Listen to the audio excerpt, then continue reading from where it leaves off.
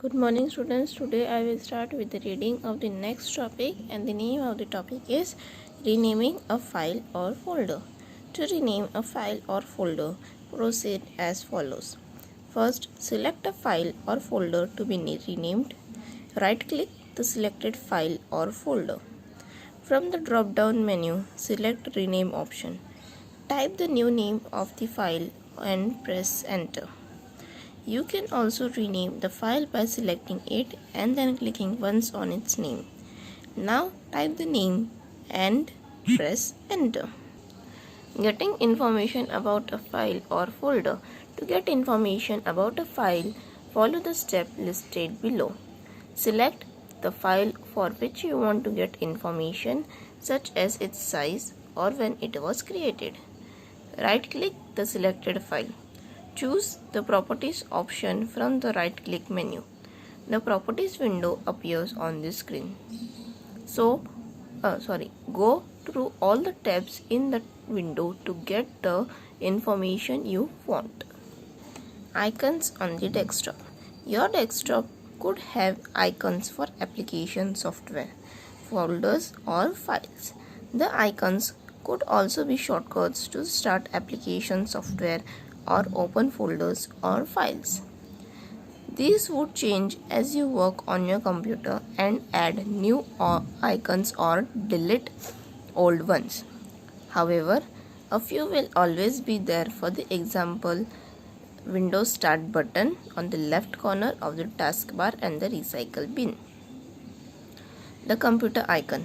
What all is there in your computer? In Windows, you can access the hard disk, DVD, CD-ROM, pen drive, etc. through the computer icon. Through this, you can access all files, folders, and programs stored in your computer. Click on the Start button. On the right pane, you can see an item called Computer. Clicking on it shows the hard disk, drives, CD, DVD, drives, pen drives, and all other devices connected to the computer. Also on the right pane, you will see the item called Documents.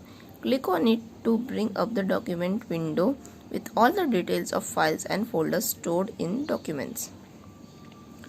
Generally, this folder is used to share all the documents, graphics, and other files that you may wish to access quickly. The Recycle Bin icon, deleting files. While learning to use Paint or MS Word, you may have made some files that you do not need now. It is best to delete such files, otherwise they use up memory unnecessarily and slow down the computer. Windows has a bin called Recycle Bin.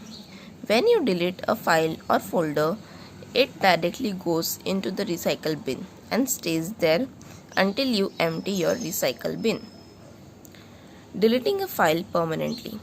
If you do not have any files in the computer that you want to delete, then create a file in MS Word and save it as File 1 in the document folder. Now open the Documents folder from the desktop. Delete the file name File 1. The file is transferred to the recycle bin. Now double click the recycle bin to open it. Here you can see File 1 which you recently deleted. There may be other files also which were deleted earlier. If you want to delete your file completely from the computer, then you have to delete it from the recycle bin also. This can be done in two ways. Either you can delete a particular file from the recycle bin, or you can empty your recycle bin. To delete an individual file, select the file and from the file menu select the delete. A delete box appears. Select yes. Your file will be permanently deleted from the computer. To empty recycle bin, go to the file menu and select empty recycle bin. A delete box appears asking if you want to delete all the files in the recycle bin. If you click yes, all the files in the recycle bin will be finally deleted from the computer and you will have to empty recycle bin.